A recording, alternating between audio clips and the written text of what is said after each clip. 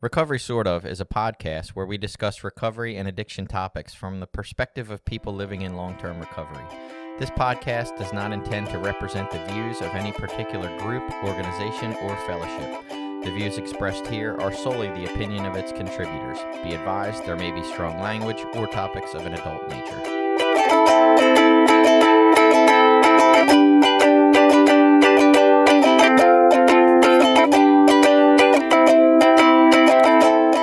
Welcome back. It's Recovery Sort Of. I'm Jason, a guy that believes in intuitive living. And I'm Billy. I'm a person in long-term recovery. And I'm Caroline. I'm a person in long-term recovery. And we're going to talk about this idea that we don't know how to put into words of facts versus intuition, truth versus gut feelings, instincts versus reality. I don't know what you want to call it here, but this idea of like we have these feelings inside that don't seem to match up what other people are expressing is the truth or the reality around us. And how do we come to terms with that? I think, Caroline brought this topic to us, this idea of like, how do I know what to trust, right? Do I look at the facts? Do I believe what's going on inside my body? And it made me think of, Billy, when you talk a lot about like, early on, maybe it was a great idea that we didn't trust our own thinking or our own beliefs or maybe even gut instincts. But over time, you've questioned through doing this podcast, like maybe there's a time when that shifts or that changes. And I don't know that I or you or Caroline knows of any place in our in a 12-step program where it says, oh, okay, now you've gotten an idea and you don't, right. After so many steps or so much time or so many good guesses, you get shit right a little bit, and then now it's fine to trust your intuition. There is we did the promises episode. Well, you guys did a few months back, and there is that intuitively know how to handle situations, which used to baffle us. And I always kind of correlated that to, I can't first thought wrong, or I can't trust anything that I think. So I think at least within the AA program, there is space for that ability to learn how to start to process and decide on the best course of action. Yeah, and I'm going to butcher it at the moment, but in NA, in the triangle of self-obsession, there is a line in there about we begin to do spontaneous acts of goodwill and love towards others. So I think that's a similar type of thing. Like, when does it become more natural for us to make healthier choices? Yeah, and I wouldn't say I actually could pinpoint when that is, or maybe it was supposed to be the whole time that we were supposed to be being cultivated to learn that. Like, I really don't know that. It's something I kind of wonder at this point in my life, with coming closer to feeling like I was supposed to be trusting myself a lot sooner. I'm like, well, nobody was telling me that for sure, but is there places in the program where it says that? And you're pointing some out, right? There are obviously some places where it says this, but that was not the message I got. And I wouldn't know how to give it to somebody sooner, or what it would look like, or if there's an appropriate time, like we're talking about, to mention it. Like, hey, you've reached this milestone and shown this. Maybe now we start trusting you, or I don't know. And I am still like, so I guess I am more inclined to think that my decisions are okay, but I'm still of the practice of I should really talk to somebody about this. I should run it by somebody. I should talk to my sponsor, talk to my wife, other people in recovery, before I just go off of what I think I should do, because I always think what I should do is the best decision. That's fascinating. So is there like a decision-making process? Do you have like steps to your decision-making when you're thinking through how to act in a certain situation, or when you don't know what to do? Like, I'm trying to think of, I don't feel like I'd take a lot of time or consult a ton of people necessarily. Most of the time for me, it's when things feel difficult, or when I'm running into like challenges or obstacles with things, and when it doesn't feel good doing what I intellectually, quote unquote, think is the right thing to do. So, I have weird upbringing in that I think I was taught the right things to do, and what I should do because I went to Catholic school and I grew up with parents that are like, this is the way that you should act all the time. The problem is that isn't the way that I want to act most of the time. You know what I mean? Like, it's not like that isn't intuitive to be just, I mean, it's gotten better, but it's not like loving, caring, kind, and compassionate towards others and always forgiving and trusting and all these things, these principles just didn't feel safe. They didn't feel like that was going to get me what I wanted out of situations. And what did you want? Well, it depends on the situation, but most of the time I want whatever's going to make me feel good. Yeah. That's what I want. No, but that makes a lot of sense to me. If we're miserable in our fucking bodies and our environment, our body environment is toxic, why wouldn't we do whatever it took to get relief, regardless of if we knew there was consequences or like you're fucking miserable. There's not many options there. Yeah, so for some of my life, I did. So I'll give you an example that sucks. Well, I think it sucks because now it's a regret that I have. And a thing that I had to deal with in my life was, you know, my brother's girlfriend. He was dating this girl or had a crush on her and liked her, and they were dating. And I thought, oh, well, that girl is going to make me happy if I could date her. So I went and took my brother's girlfriend. Nice. Yeah, no, it's not nice. You know, and that's the kind of thing where it's like, well, she is going to make me happy, is going to make me feel good about myself, then I'll be okay. And so I did it, and it didn't, I mean, one, it didn't work, and two, it was a completely shitty thing to do to my brother. So that's where it's like I can't always trust what I think I want or what I think is going to make me happy. And see, I would skew to the other side, and I know this is going to create a stir because we've stirred about this one before, Billy, but in my mind, you saved him from a girl that would definitely cheat on him. You did the right thing for you, the most compassionate thing. I need fucking relief now. That girl's relief. I need to have that to have relief. Okay.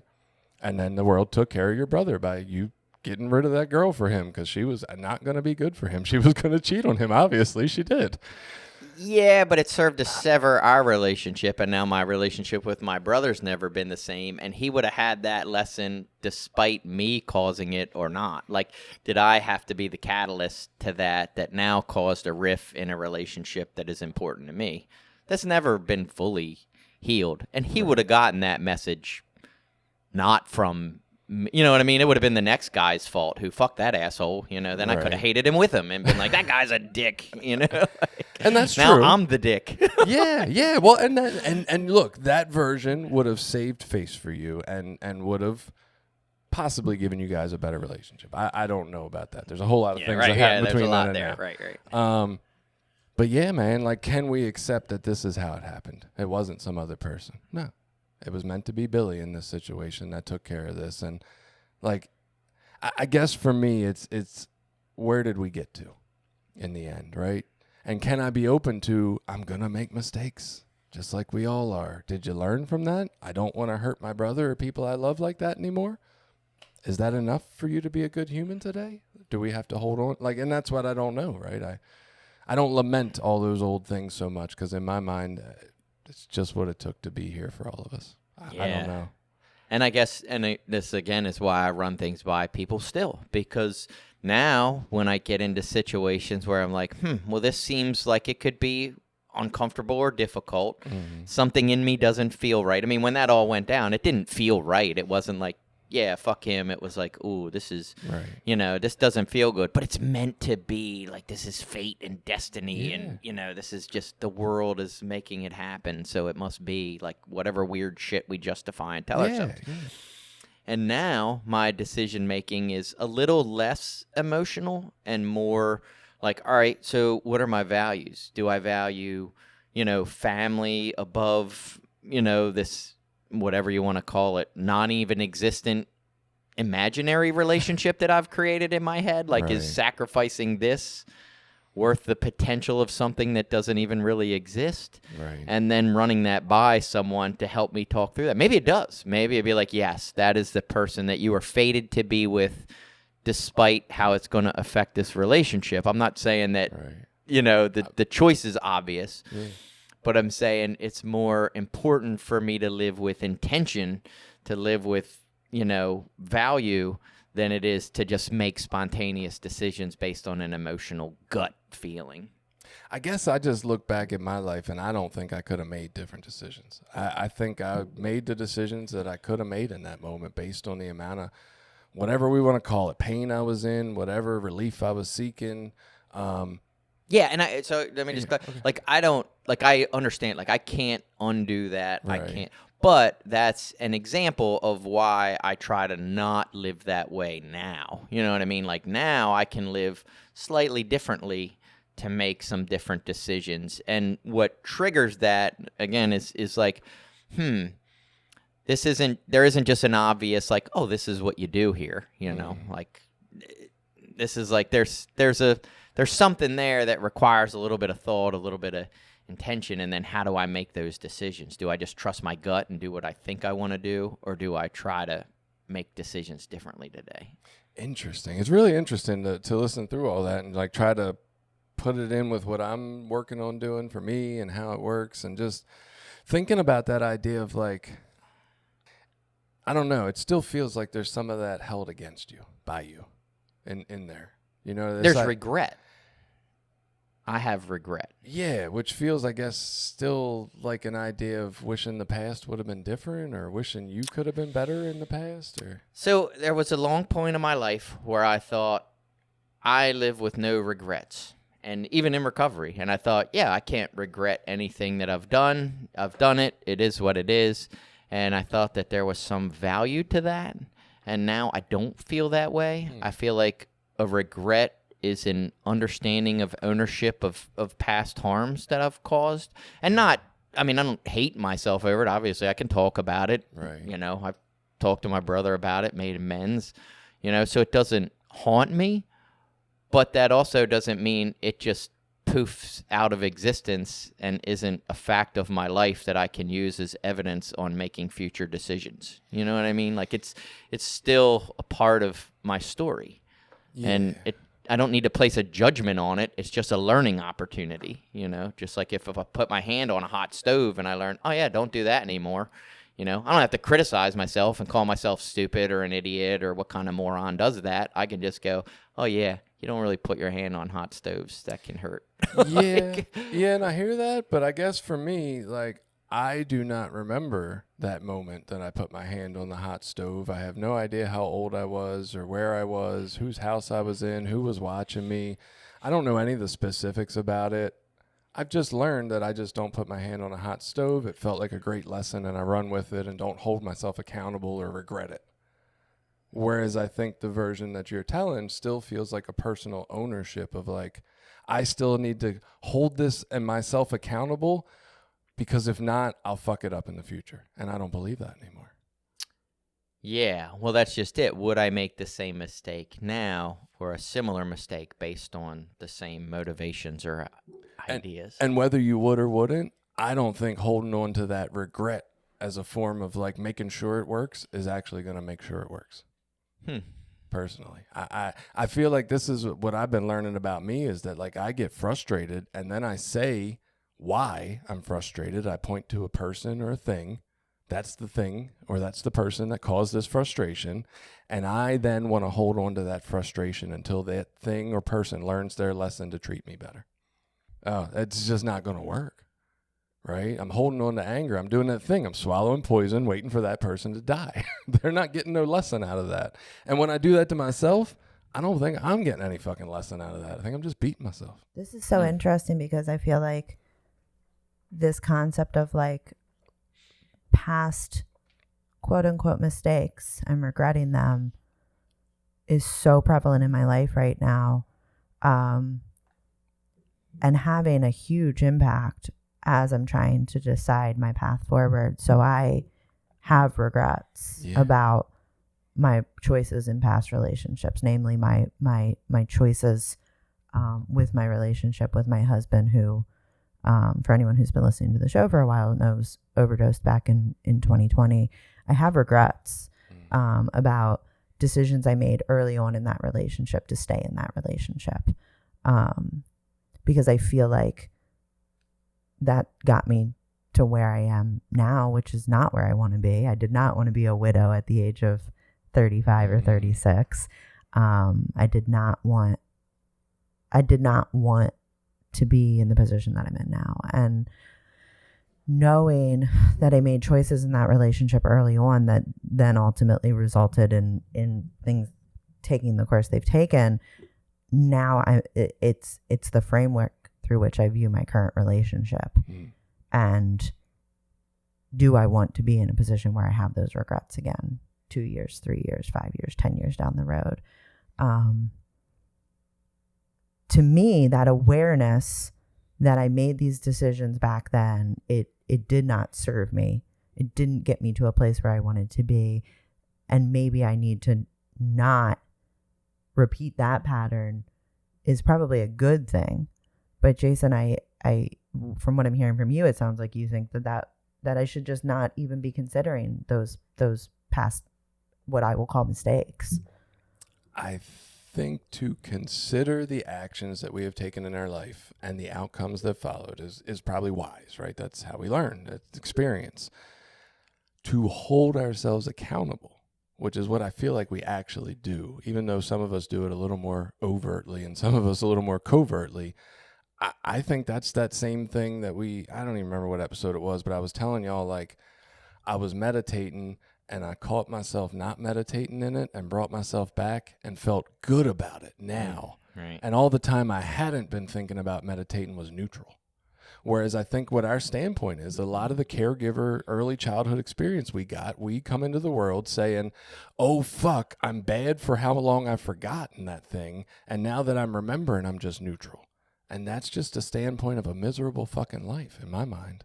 Right? That story you're telling yourself that there was some way you could have avoided tragedy and that it was your fault and your responsibility. And if you just make better decisions now, it won't happen again, is a fucking story.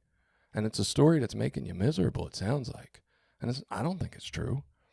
Well, so there's some couple pieces there. One, I can never avoid pain or discomfort or misery. Like, that's a part of life. And my experience has been most of the time it comes from at opportunities I didn't even see. You know, the most painful situations have just occurred in spite of any decisions I could have made or actions I could have made. So I can't necessarily rid my life of pain or suffering. That's just a part of living, just like happiness. Yeah.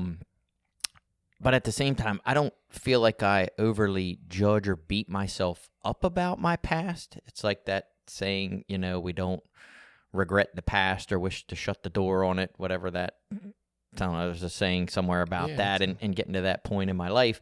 And I think that's more where I am, is like I can sit and meditate with bad past experiences or bad choices that I've made and not feel like a horrible person in my present. Like, I am not all those past mistakes. I am somebody different.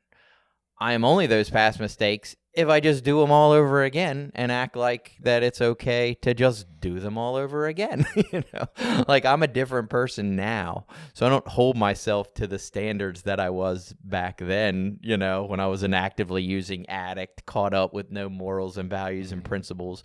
Now, if I turned around and, you know, did the same thing, then yeah, what did I learn and what value is there in that? But again, I don't necessarily think I'm a horrible person because of something that I did 30 years ago. Like, no, it's my past. It's something that I did. Do I wish I didn't do it? Yeah, probably. You know, I wish I had handled that situation differently.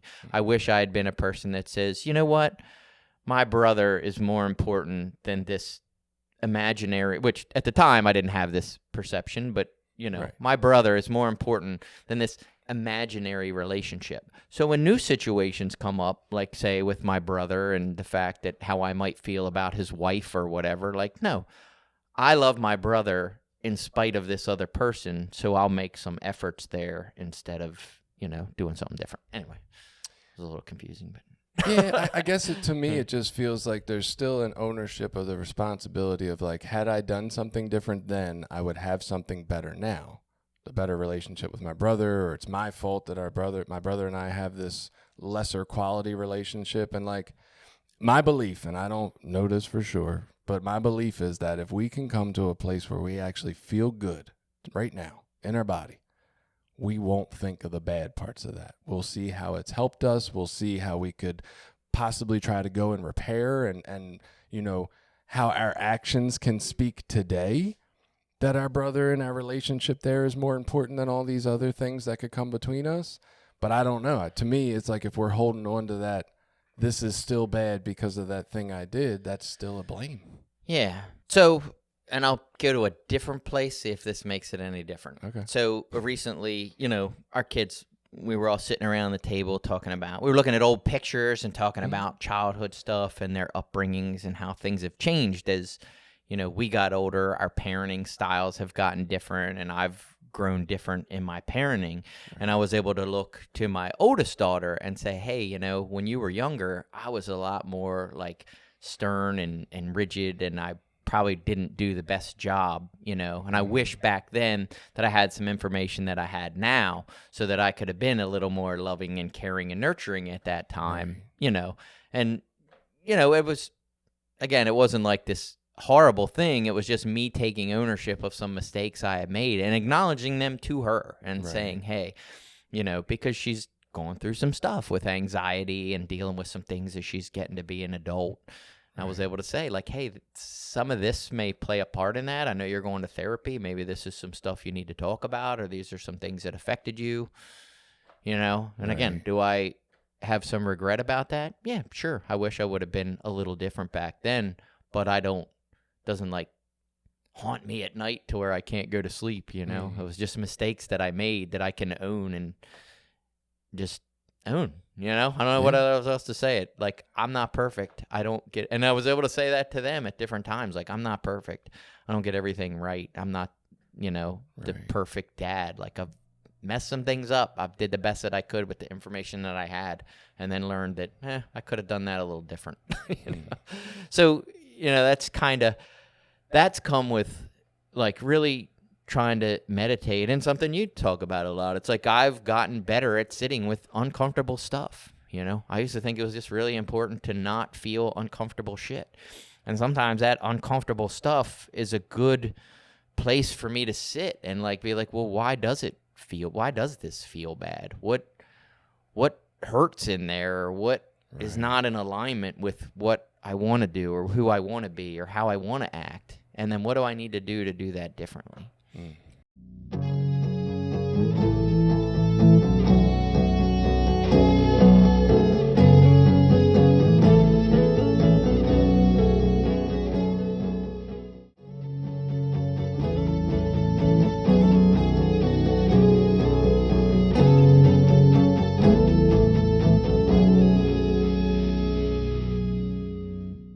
Yeah, I think it's a lot easier to let go of regret once you've come to a place where the situation you find yourself in is one that you feel good about, kind of in spite of what those choices were in the past. Like, I feel like, 5 years from now, if I'm in a different point in my life, I very likely will be able to go back and say, I no longer regret the choices I made when it came to my relationship with Matt.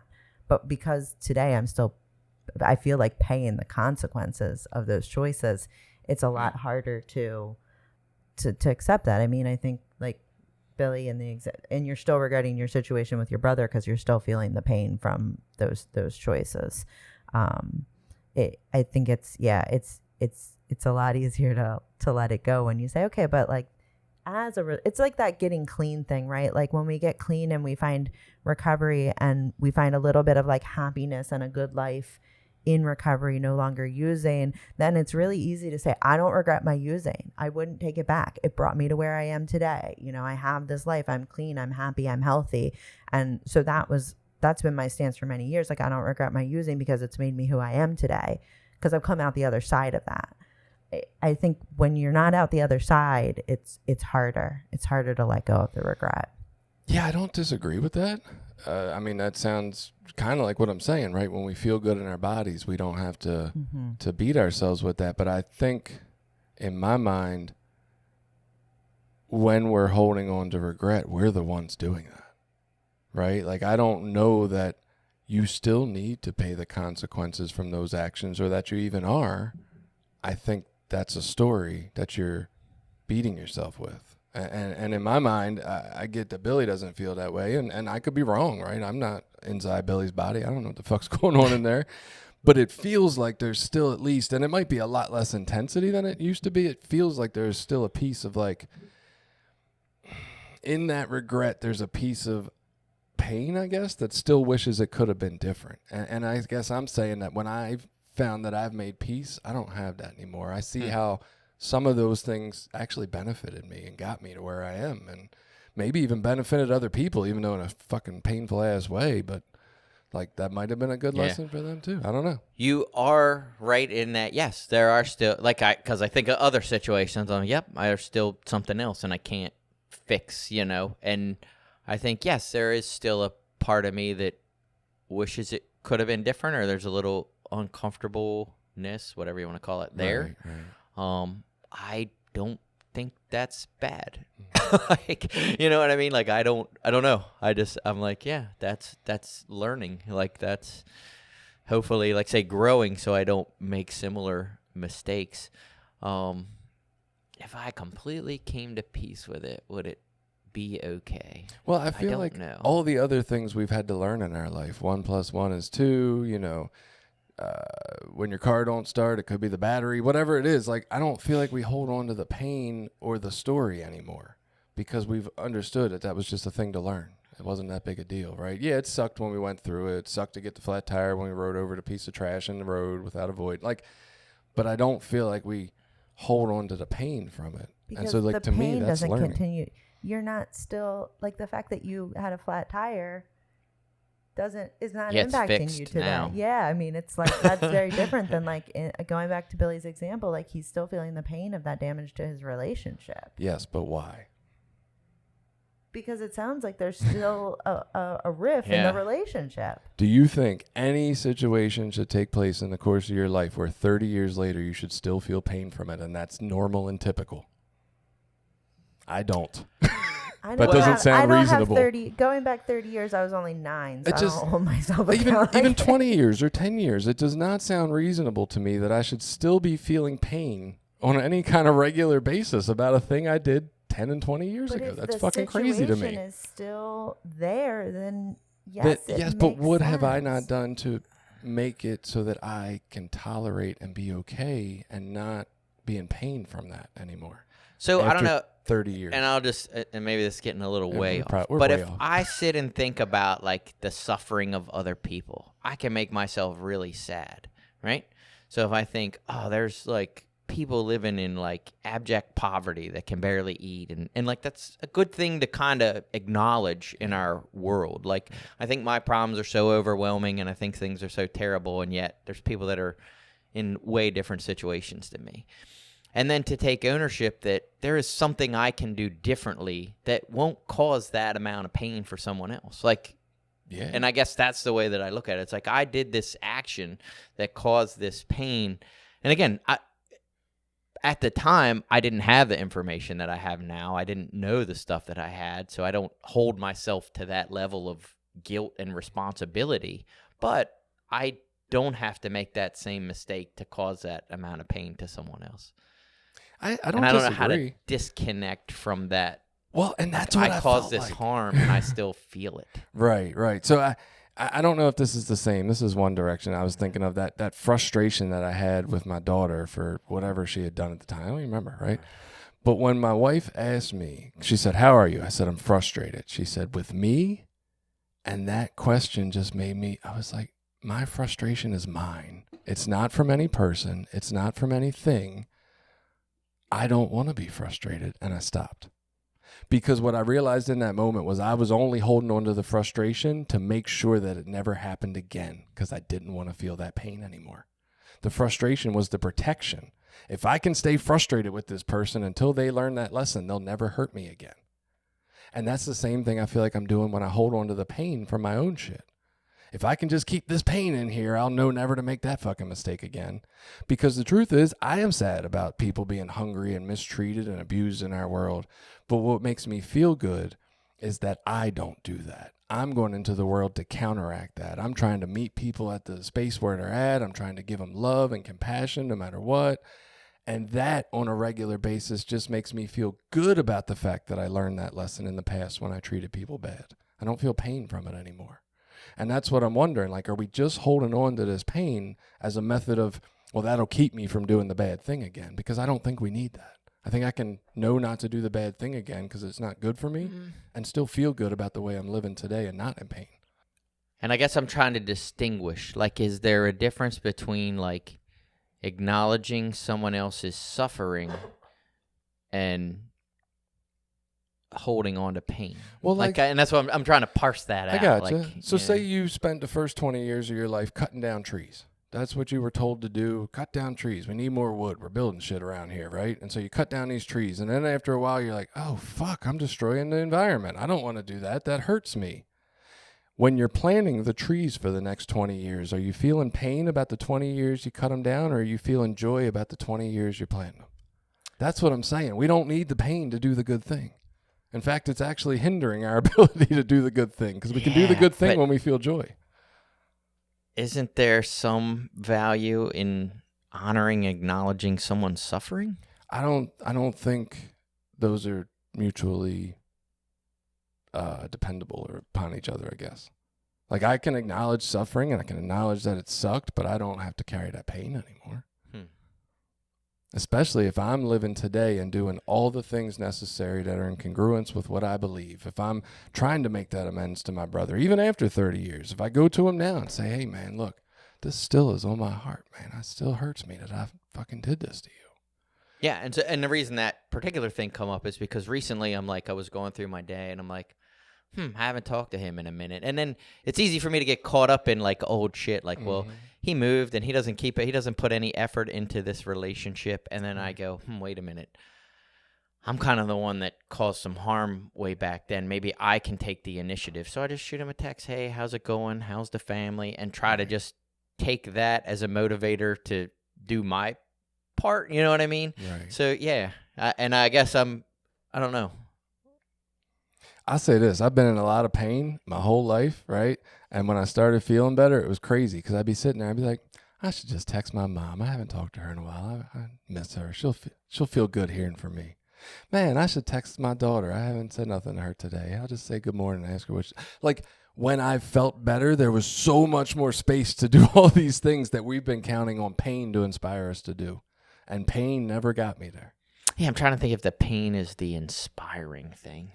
That's what. I got sure. you. Yeah, I got you. So, not that we were on any track to begin with here, but like, how would we know early on? Because I believe we should all be trying to tune into this authentic self thing way sooner than we were. 100%. And like, how can we try to encapsulate the suggestion of like listening to your body, but also understanding that maybe it's not the end all be all in the beginning of everything, because it's misprogrammed, it's misaligned, it's going to tell you to go left when really right is what feels better for you. So how could we try to give that in a message of like knowing when to trust that or when not, or what would it make sense to you guys?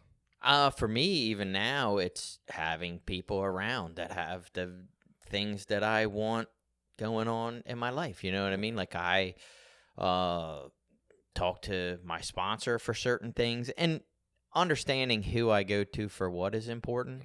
I have, my sponsor is a valuable resource in like recovery and what he does for his recovery and things like that. But how I want to be as a partner, like I ended up going to therapy and like a marriage therapist to help us work on our marriage and different values and what we believe and getting through some of that stuff. So, having people outside of myself to go to as a resource is super important for me. Yeah, absolutely. Because I always think and I don't know, ego, whatever you want to call it, like I always, most of the time think, well, I'm the smartest person in the room, and if everybody would just do it my way, it would be great. If the fucking kids would do it my way, if the wife would do it my way, why do they got to think? I don't even understand why you think that way. Like, I don't even understand how your brain thinks that's a good idea. But, that shit gets me in trouble. Right, That gets me in a place where I'm angry and annoyed by everybody and don't want to deal with anything. What would you say, Caroline? What was the question? Like, how would we, if we were and I guess this is a caveat, if you believe that we should be listening to any of our gut instincts or what our insides tell us, how would we give that message to like newer people? Or even if we were, if Narcotics Anonymous said, hey, Recovery Sort Of podcast, we need you guys to figure out how to train our sponsors to give this information because it's new to our program. Like, how would we tell people when to listen and when to be suspicious and when to... I mean, that's what I'm struggling with right now. I mean, my gut level reaction is I can't trust myself to make healthy decisions if I'm not healthy. If I'm not in a healthy place, then I cannot trust myself to make healthy decisions. So I need to first be really honest with myself about, am I in a healthy place? And I think in early recovery, it was very clear and obvious and easy to say no. No, I have a very bad track record when it comes to making decisions. Right. I've been fucking shit up left and right. Let me not do what I think is a good idea and talk to my sponsor or talk to the people in my network who seem to make healthy decisions for themselves. Today, with 18 years in recovery, it's harder to say because I feel like I'm in a healthier place than I was then. I have a track record of making some good decisions for myself, but then I feel myself like I'm getting all confused. So I'm the reason this topic came up is I'm struggling with like when I'm in a situation that I need to make a decision or I don't, maybe I don't need to make a decision. I don't know. If I write down everything on paper that bothers me, there's a very clear answer at that. But when I'm living my lived experience, it's a different answer. When I'm in the moment, at times, not always, but when I'm in this actual, like in this situation, interacting with the situation, if you will, that reminded me of Jersey Shore. That's what I think of too. It feels different. And it's like, do I trust my gut or do I trust what I see on paper? And it's funny that we landed on regret somehow. I don't know how we got there because I feel like regret is such a huge part of this decision-making process for me because it's coming up and it's potentially it's fear, right? It's creating fear in me and then I'm being driven to some extent by fear. And do I want to be driven by fear? Probably not. Right. Yeah, no. Because Billy, you made a really good point so my goal is to avoid pain and create happiness. That's what I want out of life. Yeah. That's what I want Always. out of life. Right. At a very basic level, that's what I want. But your point is that you can do everything right and not avoid pain. Like, you know what I mean? See, again, like my situation is like I feel like I created some of this pain for myself. I put myself in a position where I ultimately got a lot of pain.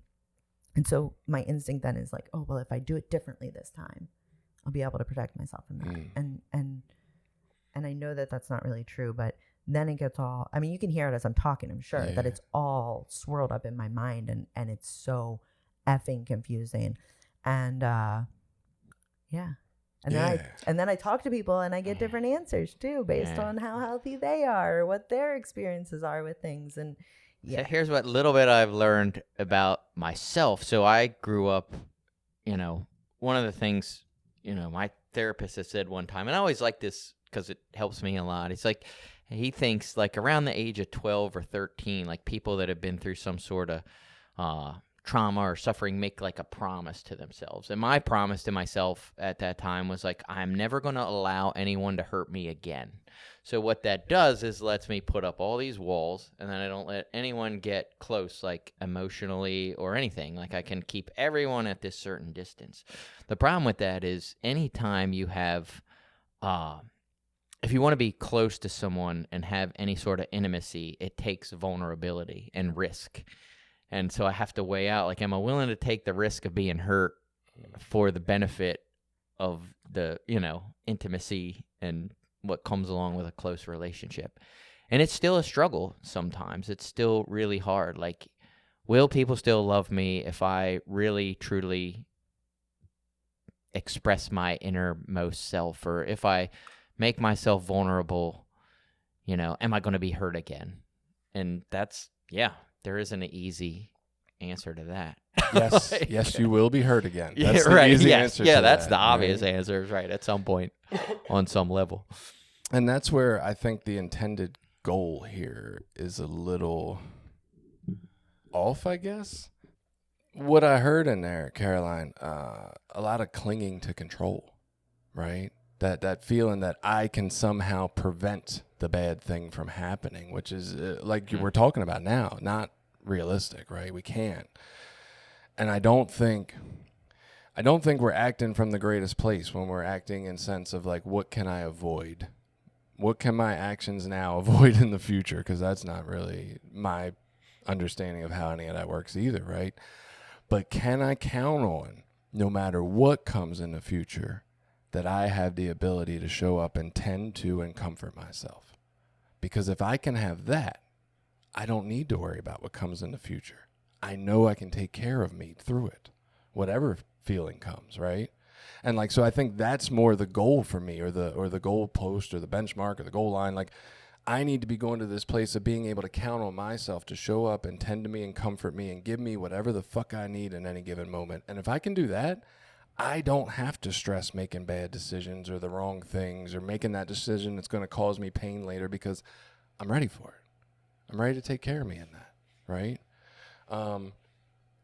One thing I'm noticing a lot about these feelings that we have, whether it's the pain, the frustration, what we tend to do is avoid and abandon ourselves in it, just like our caregivers did to us, right?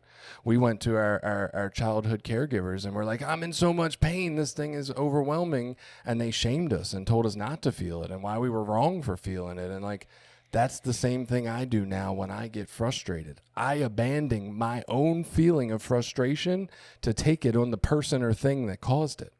All my focus goes on that, on the situation itself, and I leave my own little inner child sitting there in all that fucking pain with nobody to tend to it, just like it was left its whole life, right? And that's where, like, the answer for me, it's not about do we necessarily trust the instincts or trust the facts.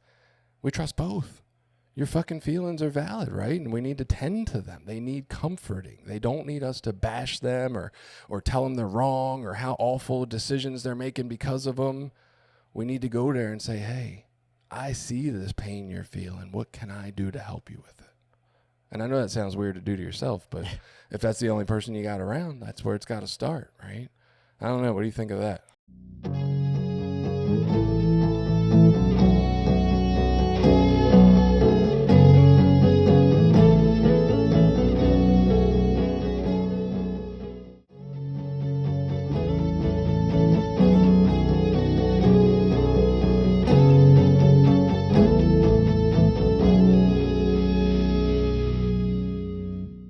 Yeah, so I mean, I think a lot of that's true, I guess, in recovery language, if we're going to use that. Like, what I have learned or come to believe is that's my reliance on a power greater than myself. Like, it's a power outside of me. Like, when these overwhelming or hard things happen to me in my life, some of which, like, say, I've never even seen come, and they kind of hit out of left field, it's like, do I have...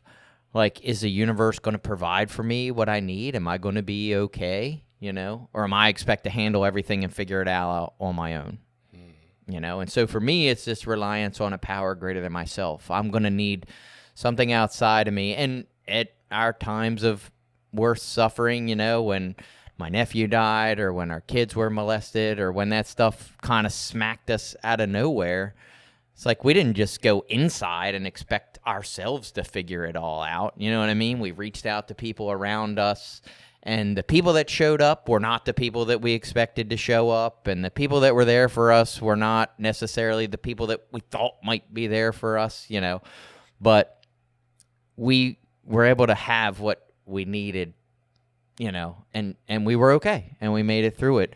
But we also made it through that stuff by continuing to, like, show up and practice all of our principles that we had, that we wanted to live by in spite of how we felt, You know what I mean? The things where, yeah, was it comfortable to take your 8-year-old kid to sex trauma therapy and sit in? Fuck no. I didn't want to do any of that stuff, especially then. I'm way more emotionally like in tune with that shit now than I was back then. Back then I was like, fuck this. I don't want, because I hadn't dealt with my own sexual abuse trauma at that point. So I was like, I don't want to deal with any of this. Like, this is fucking bullshit.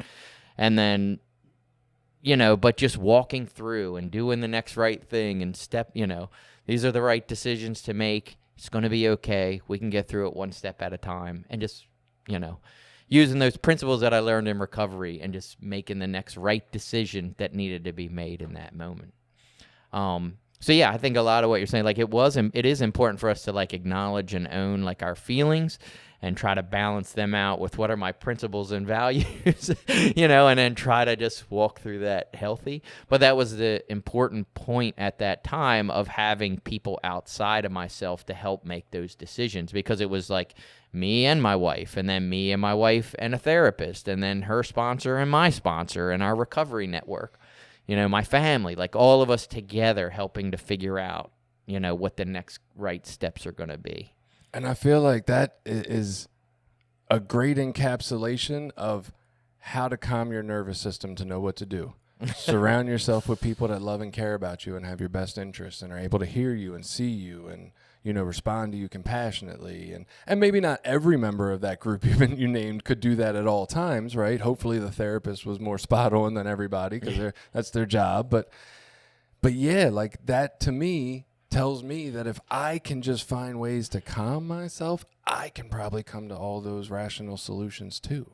Right? It's the dysregulation and the feelings that guide me that say you can't do this smart action, but it doesn't mean the feelings are wrong. Yeah. Well, and in that, like, so just to get it like a little bit into that. So we had some family members, a couple family members on one side and a couple on the other. Some family members were like, oh, well, that abuse really wasn't that bad because it only happened, this one time. At least you caught it really early. Like, you should be really grateful for that. And it was like, what the fuck? No, I'm not fucking grateful for that. It's still fucked up. My kid still went through this. It doesn't minimize her experience. So we had to kind of trust some gut feeling there to be like, no, don't try to minimize my fucking feelings and make this like it's not a big deal. This is a big fucking deal. And then because of that, some other people on the other side of the family were like, well, do you really need to, like, press charges and go through all that? I mean, it's going to be difficult on the family. It's going to cause a lot of issues. Yeah. And it was like, yeah, fuck you. I don't give a shit about your feelings and how you think it's going to affect the family. Like, this is important to us. And what those values were at the time, like, say, looking at our values, we're like, no, our child that's been victimized here is the most important person. The rest of you people matter, but not as much. And so we're going to do, like, that's what we need to do. Is focus on that person first. So, yeah, I mean, there was some, like, say, going with your gut and trusting, like, don't let people talk you out of how you feel.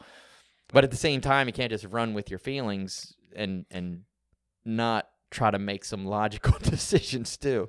Yeah. Well, and what I would say in a situation like Caroline's, like when I'm going through this internally, I got that same two parts, right? I got the part that knows how I feel and then the part that's telling me the logical right thing that I can't seem to fucking do because of how overwhelming my feelings are.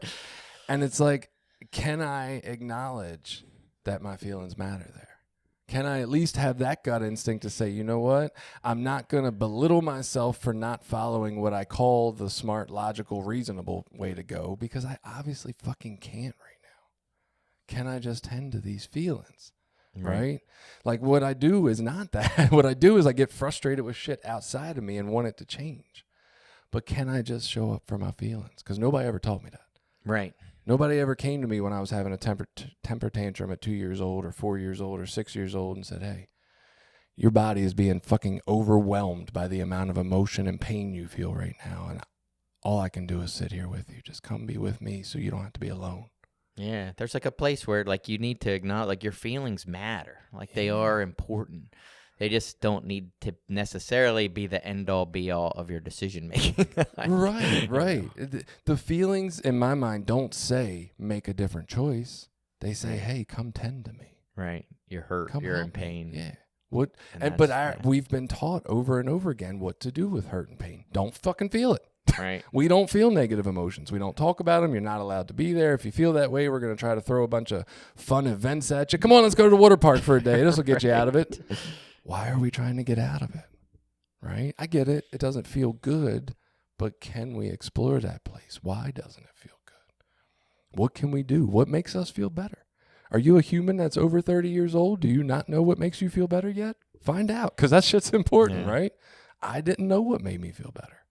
I need to know that. I need to know I can go lay down. I need to know I'm allowed to call out of work if I have to. Like, what does it take to take care of me right now with this feeling? And I don't think we ask that. We get caught up in, like, which way should I go? So the feeling or the logic? Or why can't I do the logic thing when the feeling comes? Like, because I need to tend to the feeling. That's what that feeling needs. And I think that's like with your regret, Caroline, what you're talking about is it's important to kind of sit with that and be like, well, what exactly do I regret? You know what I mean? Like, what choices do I regret and why? Like, do I regret being hurt? Like, well, yeah, we all hate that. That sucks. That does suck. Or do I regret, like, making good choices that ended in a bad result? Like, do I... I regret making bad choices that ended in a bad result. Well, I mean, like, are you aware of the bad choices, and are you just making those same bad choices again? Maybe. I'm aware of the bad choices. I may be making the bad choices. Well, what if we didn't call them bad choices? Yeah. Because bad choices sound like you did something stupid or wrong or bad, right?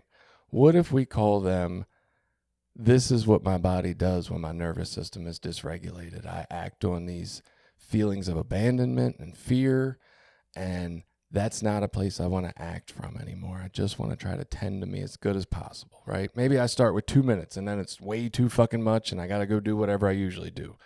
Fix it, right? However, but can I build that to 3 minutes? Can I build it to 4, right? And not, we didn't do something wrong. We did the best we could with everything we had in that moment.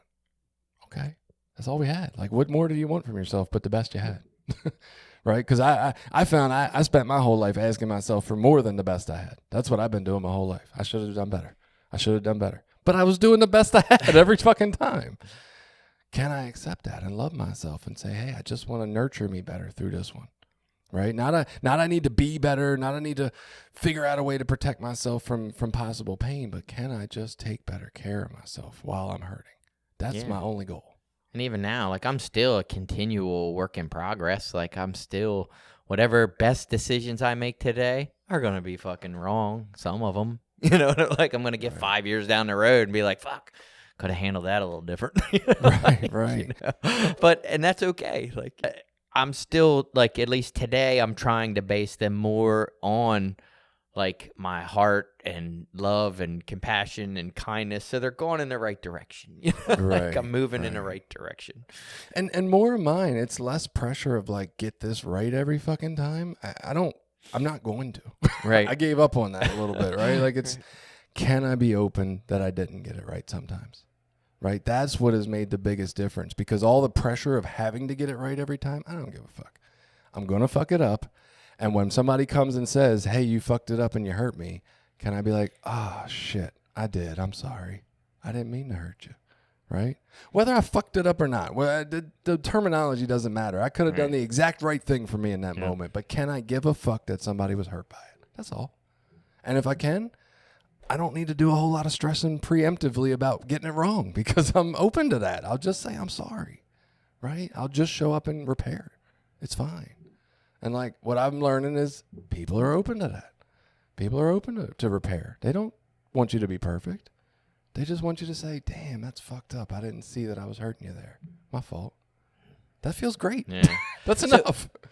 And I don't know if this is similar to what you're talking about, but it feels like it might be. So there's a thing, and I used to call it resentment, although I know this isn't resentment anymore because we've talked about resentment, but it was like the reliving of past experiences again and again. Is like if they just happened. So I was like, you know, things that happened way long ago, I still feel the pain of it like today. And then trying to make decisions based on that. Like, I don't think that's healthy anymore. Right. I used to think that it was, and now I look at that more as a negative thing. Like, I shouldn't be trying to live my life today how I felt, you know, 10 or 15 or 20 years ago, you know. Well, what do they say about that idea of, like, when you're driving your car, if the rear view mirror took up 99% of the view, you wouldn't do very well now, right? And like that's that same idea. If I'm living with all this past story going on in my head, I'm really trying to live the past in the present, which isn't gonna, they're different things, they're different situations, different people, different everything, and it's like, can I get the story? The story is what's triggering me, man. That story about the past and the future, I feel like, is what keeps taking us back to this dysregulated spot, right? How it never worked out then and how it's never going to work out now. No matter which way I choose, it's going to be bad. And, like, that's the story that can't bring me calm in the present because it's always going to be fucked up. It's like there's no calm and peace in your nervous system when you think that no matter what choice you make today, it's going to be bad in 3 weeks. There's no fucking calm on that. That feels awful. And like, how can we do anything except try to keep recognizing and reminding ourselves that's a story. That's a story. That's not really what's happening right now. What's happening right now? I'm looking at Billy and Caroline. We're having a nice conversation. The air conditioner's running. I can hear it. I can feel it blowing on my leg. Like, that's what's happening right now. That's it. Anything outside this room, I don't know. Yeah. So I guess that's staying present in the moment, but I can't ignore, like, my story still happened and it's still there. I don't ignore it completely. Like, I've learned and grown and changed, but all those things make me who I am. I just don't relive them over and over and over again. Hopefully, like, I've learned and grown and, Yeah, I don't know. Like, I'm trying to evaluate. I'm like, do they make us who we are? I don't know. I guess to some level, like, what we go through gives us a baseline programming on top of our hardware. This is how I'm like thinking of it, right? So you're born with your hardware, and then we get this downloading software for the first 7 years, right? And then it comes online. But it's more like the programming on top of our hardware that seems all fucked up and faulty, and I don't know that I necessarily identify with that being who I am. I feel like when the shift happened where I felt better, all of a sudden I was just able to be the person I really thought I was in the back of my mind that never showed up in real life before. And that's what's felt and crazy. So I was thinking of that, and I guess I came to some things maybe backward. I mean, I guess I came to them the way that I came to them, so Right. Backwards isn't the right way to say it. Gotcha. But I looked at, like, all right, so what does a healthy relationship look like? As a partner in a relationship, how am I supposed to look and feel and act? And then being like, oh, I don't look and feel and act like that at all. Like, I feel very different than that. And then that sparked me to look at, well, what is it in me that makes me so different? And then I was able to look at, oh, well, shit, that's because I was brought up as a child to think your feelings don't matter. So that's why in a relationship, I don't have any opinion on what we do or how we act or what our goals or plans are or where we're going. I don't have any opinions on anything. I'm here, I'm checking all the boxes for a husband. Okay, I cut the grass, I take the trash out, I provide the money. Check. Did all those things. I'm good. Right. Good. Did all the husband boxes. Yeah. Dad, I show up for school events, I pay tuition, I make sure you have clothes and food and all that stuff. Boom, checked all the dad boxes. I'm good. Yeah. Did all the dad things. Yeah. Why doesn't this feel good? Yeah. Why don't I feel like connected? Why don't I feel this intimacy? Yeah. And so checking all those boxes and doing the things and then not feeling the right way helped me to look back and be like, oh, well, let's look back and see why. Like, I hate to say what the fuck is wrong with you, but like, what the fuck is wrong with you that you're not doing these things? Why do you not feel these feelings? Right. So I came to that, and then I was able to look at like my childhood and be like, oh yeah, that's because you were raised in this way. If you go back and look at your childhood and how you were brought up, it's exactly how you were brought up. Your feelings don't matter. What you think doesn't matter. Do what the fuck you're supposed to do, and then you'll be happy, or everyone will be happy with you. Yeah. Well, and it sounds like what I'm reading right now, which is a book about parenting, and it talks about it in some different ways. And like looking at our society, what we do is as parents, in general, not saying everybody, but we tend to shape behavior instead of raise humans. We're worried about getting the behavior right. And that's what I feel like all of us as adults are also running around doing to ourselves. We got this inner critic part running rampant in our fucking head, and it is saying, do the right behaviors. That's what makes you a good person. Just keep doing the right behaviors. And it never talks about the intimacy of relationships or connection or what really matters, man. Like, I'm raising humans in my house now. I wasn't. I was shaping behaviors, and it was fucking ugly. Mm. And now I'm raising humans, and like that human on the other side of my words is more important than any fucking behavior they do. And from that standpoint, it's felt a lot simpler and easier, right? Like, just this is the priority, not getting you to do what the fuck I want you to do, but can we stay in relation and find a way to care about each other where neither of us want to do things that hurt the other? Doesn't matter how much I want to do something. If it hurts people in my house, I got to really think about that, right? That might not be a good thing for me because I don't like that feeling. And just, it's a hard thing to do when you're dysregulated. I can say that. I could not. I could not, from a place of dysregulation, feeling like my body is truly hijacked by this alter part in my head. I could not be a calm, peaceful, loving person that I truly think I am and feels like I can be today. And Right. it's been from meditation, from calming the nervous system, from paying attention to all this, the overwhelm, and actually saying, you know what, I'm going to fucking do something with this. I'm going to take care of me. I refuse to be miserable anymore. And like from there, it's led me to a place of feeling, I don't know. I keep saying the same shit. Well, I got there too. I think like for me, it was like a part of that process was really going back and looking back at my history and looking at why am I here? Why do I think this way? Why do I feel this way? And it was really looking at my past and in a more current lens, like say with some new information and analyzing and breaking some of those misconceptions and lies that I had told myself down to where I am now, to where like I parent very different. Like if you'd have asked me how I wanted to be as a parent 20 years ago, I'm like, it's completely different than what I would have ever thought. I'm like, oh, my fucking kids don't have any rules. They do whatever they want. They literally do whatever they want. I don't know. I go to bed at 10 o'clock. Fuck, do whatever they want. Like, I know. people are like, it's crazy. What? Like, yeah, they go to a school. Their school, they do whatever they want. I don't know. They do nothing all day. I don't know. They figured it out. Right. Like, they're Right. great. Right. But it's not the person that I thought I would be, you know.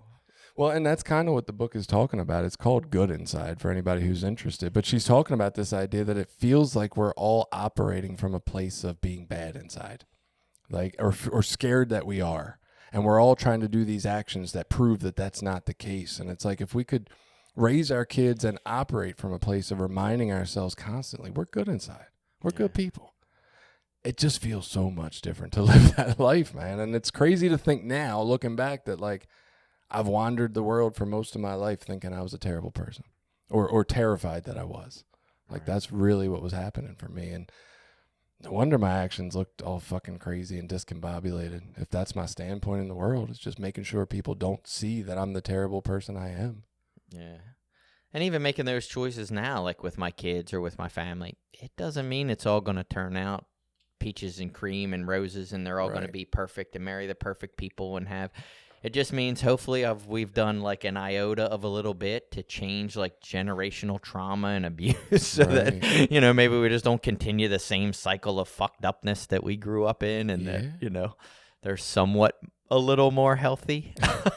Like, you know. So I don't know that we necessarily got a victor in the, you know, truth versus intuition, logic versus feelings, whatever we want to call it. Nervous system versus reality debate, but I think it's important to know that they both matter. Like they're both true, right? I can't say that all these facts from a calm standpoint of looking at this situation in front of me are false or that it's actually, you know, the 10 positives don't equal or the 10 negatives don't equal the one positive of feeling relief when I go there because I keep getting the 10 negatives. Or the denial or rationalization or any of those tools I'm going to use. Right. But how can I still acknowledge that the feelings are very real and very valid? And what does it take in my body to care about them and tend to them? Right? Because that's something I didn't do for a long time and I didn't know how. And it started with hearing people's suggestions, wrapping up in a blanket, drinking a hot tea, getting a self-hug, getting a not self-hug, like... But yeah, I've got to find a way to take care of them because they're just as real and they prevent me from being able to do the thing I think is actually better for me. So I think it's important to have that conversation with yourself, I guess. Any final thoughts? Yeah, but I think I do agree. I think it's really important that we just honor our feelings, and it's okay to feel how we feel. There's not a right or wrong, with that. Just have hopefully a good person that you trust around that's going to help you process that in a healthy way, and to make you feel loved and cared about. And then, you got to make the best just decisions for yourself based off of that. And that being said, if your gut says that you should listen to the Recovery Sort of podcast, or your brain says that you should listen to the Recovery Sort of podcast, that is the right piece in that moment. Have a good week.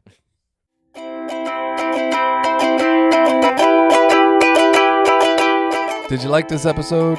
Share it with people you think might get something out of it. Check out the rest of our episodes at recoverysortof.com. Also, while you're there, you can find ways to link up with us on Facebook, Twitter, Instagram, Reddit, YouTube, anything. We're always looking for new ideas. Got an idea you want us to look into? Reach out to us.